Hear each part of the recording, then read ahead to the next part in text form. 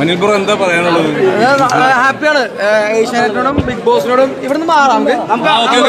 ഏഷ്യാനെറ്റിനോടും big ബോസിനോടും എൻ്റെ മോൾ ഷൈനോടും happy ആയിട്ട് പറയാനുള്ളത്, ഇപ്പോൾ മലയാളികളെമ്പാടും ഒനിലിനറിയാം. അപ്പോൾ ആ ഒരു സന്തോഷമുണ്ട്. എല്ലാവരും പ്രേക്ഷകരെ സപ്പോർട്ട് കാരണമാണ് ഇത്രയും ദിവസം നിന്നത്. പിന്നെ നല്ല അങ്ങോട്ട് നീക്കോട്ടെ. അപ്പൊ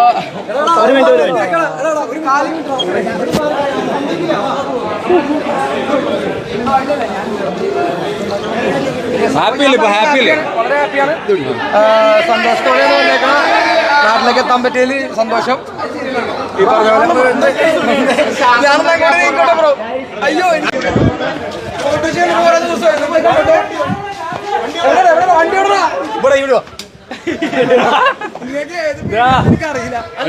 അവസാനം ഷാനവാസിന്റെ ഗെയിം എങ്ങനെയുണ്ട്?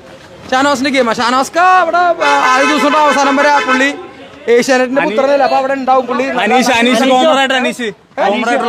ഹോമർ അനീഷ് നല്ലൊരു ടെംപ്ലേറ്റിൽ കളിക്കുന്ന ആളാണ്. അനീഷ് ആ ടെംപ്ലേറ്റ് പിടിച്ചേക്കണം. അപ്പൊ അതിൽ തന്നെ നിന്നോളും.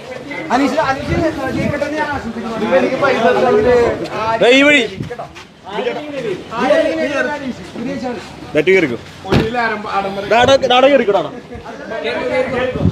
പിന്നെന്താ നമ്മുടെ സിസ്റ്റർ ജയിക്കാൻ ചാൻസ് ഉണ്ട്.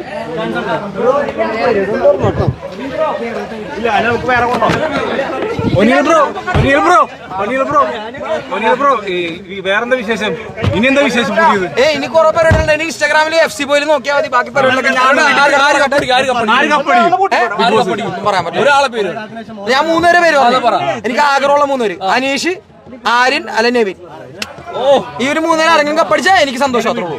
പിന്നെ അനുമോളായാലും ഇത്രേ ഉള്ളൂ.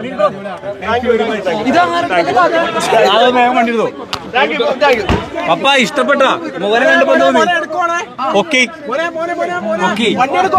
എന്തോന്നു? എല്ലാം നല്ലതന്നെ. Very good.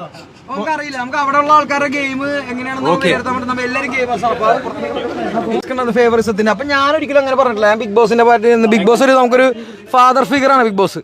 അതായത് നമുക്കെപ്പോഴും ഒരു നല്ലൊരു എൻ്റെ ഒരു വിഷയത്തിലായാലും ബിഗ് ബോസ് ഏറ്റവും നല്ല രീതിയിൽ നമ്മളെ സപ്പോർട്ട് ചെയ്യുന്ന ആളാണ്. അപ്പോൾ ഒരിക്കലും ബിഗ് ബോസ് ഫേവറിസം എന്ന് പറയാൻ എല്ലാവരും ഈക്വലാണ് ബിഗ് ബോസിന്.